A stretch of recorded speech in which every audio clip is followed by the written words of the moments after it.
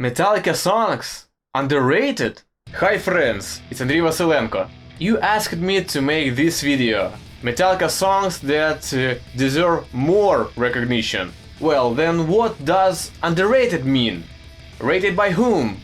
What criteria? Does it make any sense at all? Devoted Metallica fans have listened to all the songs 1,000 times, ending up liking each more or less equally. We find something worse to appreciate in every single composition, and often it's defined by our memories and personal association that nobody but you could understand. On the other hand, we have the band and how they treat own songs. For example, James doesn't like Escape, and I mentioned it in my video 4 most hated Metallica songs. But I personally think that Escape sounded pretty cool live. And also consider that even the least popular Metallica songs normally get more views than most of other metal stuff. So what is my reference point to label a song as underrated? It changes from one to another, so let's just jump into them. 3 Metallica songs that, in my opinion, should have gotten more recognition for some reason. Saint Anger gets tons of hate. For the snare sound, for mixing, for lack of solos. But there's one thing that we cannot question. This is fucking emotional album, which is perfectly reflecting how the band felt back to then. Moreover, I'll take the liberty to call it the most outspoken Metallica album. And the Unnamed feeling was one of the highest points of that attitude. Its despair redoubles along the way until James breaks into perhaps the most emotional vocal parts of Metallica ever.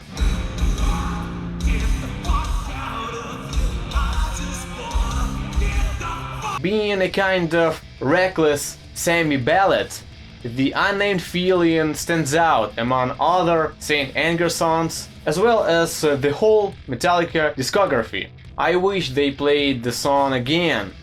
It's been 14 years. Write in comments, do you want the Unnamed feeling and other stuff from Saint Anger now?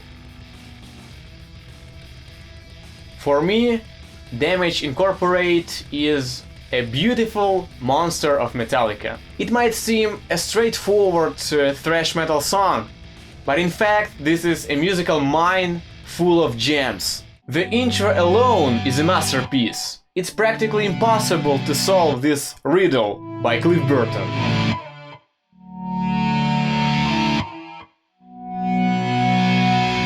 Damage Incorporate intro became the most mysterious Metallica theme. But that's not the only secret of the song.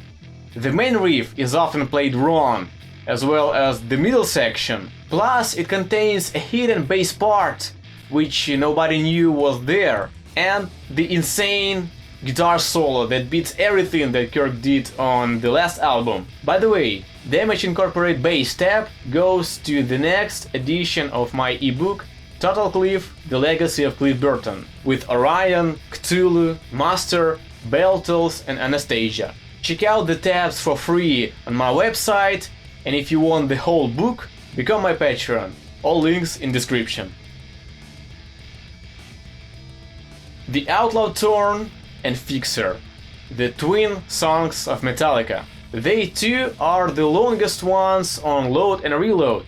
Both have the similar pace, and both are closing each of the albums. And they ended up having different characters and lives, as it's often happening with the real twins. The Outlaw Torn played live 13 times, Fixer 0. Of course, 13 is not a big number, but such an honor to be played with an orchestra might have paid it off. Fixer is just awesome. It's simple, it's ambient, it's emotional, it's unusual, and with one of the best choruses which Metallica has ever written. The vibe of this song catches you up, holding throughout all the 8 minutes to the very end. I believe there are 4 songs which live performances we expected the most? To Live Is To Die, The Frayed Ends of Sanity, My Friend of Misery, and Fixer. And now also Spit Out the Bone. Are they going to play it soon? What do you think?